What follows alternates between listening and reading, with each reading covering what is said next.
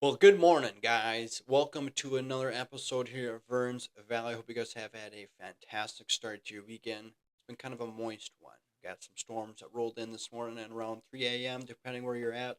And then, obviously, right now, as you can see, some more storms kind of making their way through the state. So, we have some storms all the way down from Adelia and then all the way up to kind of fizzling out towards Cold Spring. So, and then some little bit of back building towards the Renville Boyd area, but I really think this complex will dissipate as it moves eastward. So I have the tornado threat set up in the back, 5% pretty much for a good chunk of central Minnesota, kind of expanding a little bit in South Dakota and a little bit into Wisconsin. So, and then the green is 2% if you guys don't know, and 2% does not, don't take your eyes off it.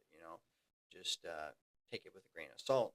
But I do truly think the greatest tornado threat this evening will be from about Fargo all the way down in this area right here. I do truly think this will be the greatest tornado threat this afternoon. So we'll get to the timing. How am I going to do this? We talk about threats, welcome in, and then we'll cut it and we'll talk about.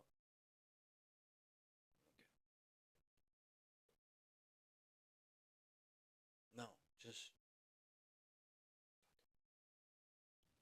good morning, guys. Welcome to another episode here at Verns Valley. I hope you guys have had a fantastic start to your weekend. It's been kind of a moist, rough one.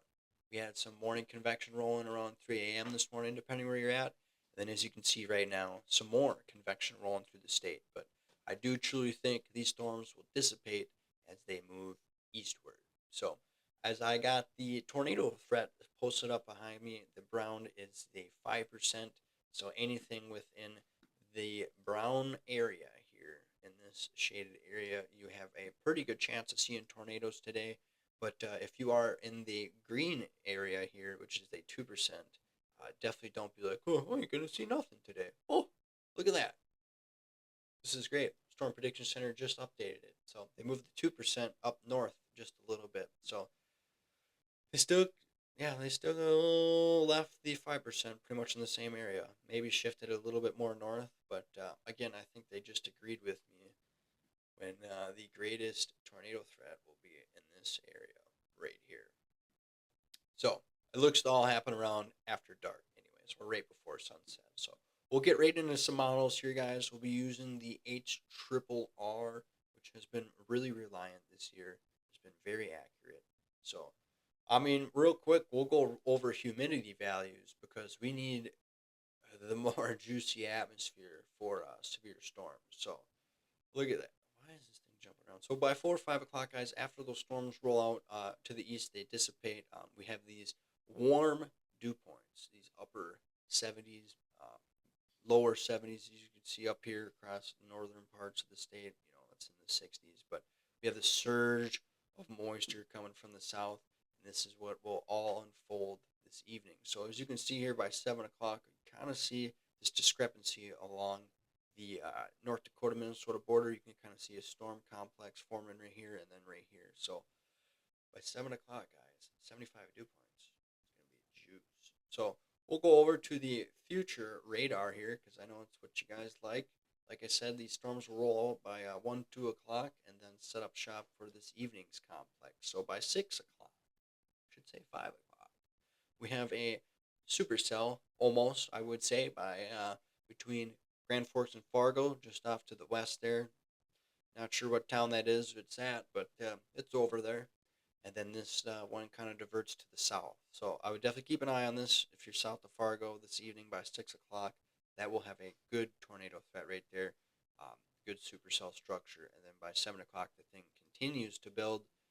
And then these little discrete bubblers, guys, I just keep an eye on it.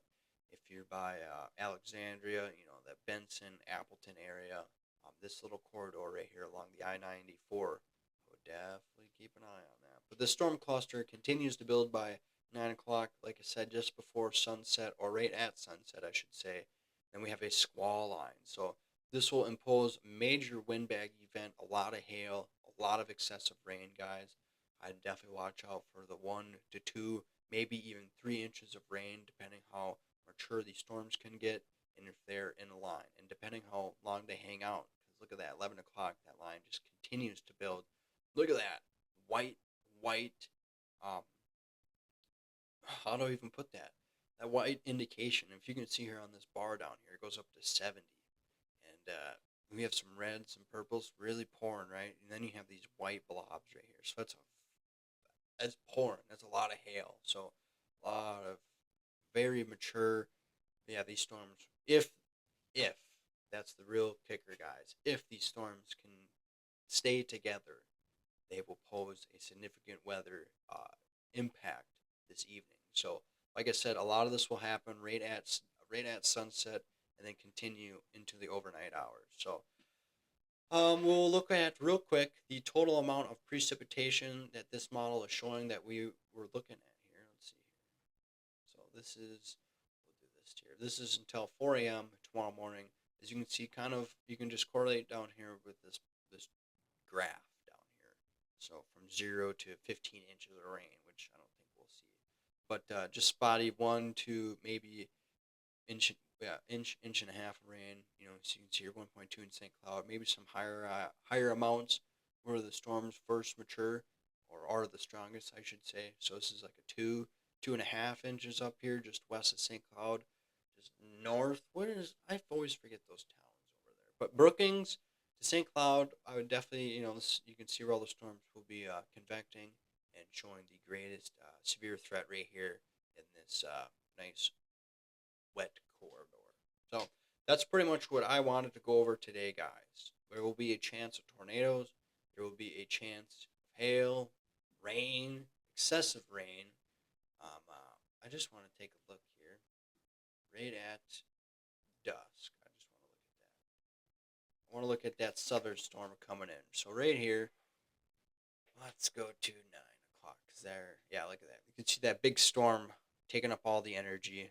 So I just want to click on a sounding. This will give me the atmospheric sounding, what's happening in the atmosphere.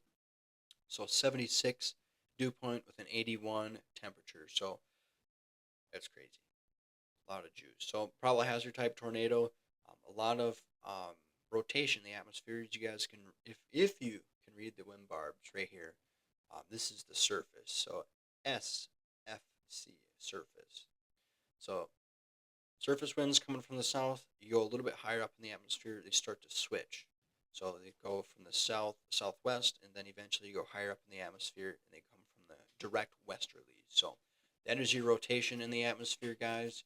So definitely watch out this afternoon from Fargo down to St. Cloud, and then from St. Cloud to, I would even say, Meeker County, and then basically the Highway 12 corridor.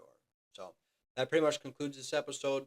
Stay sky aware this afternoon, especially after the 7 o'clock time frame, guys. Hope you guys enjoy your Saturday, and I appreciate if you stayed all the way to the end. We'll see you next time. I do appreciate if you guys like, subscribe, comment, do whatever you got to do. It helps out the channel, and we'll hopefully see you here at another forecasting episode, and have a fantastic weekend. We'll see you here next time.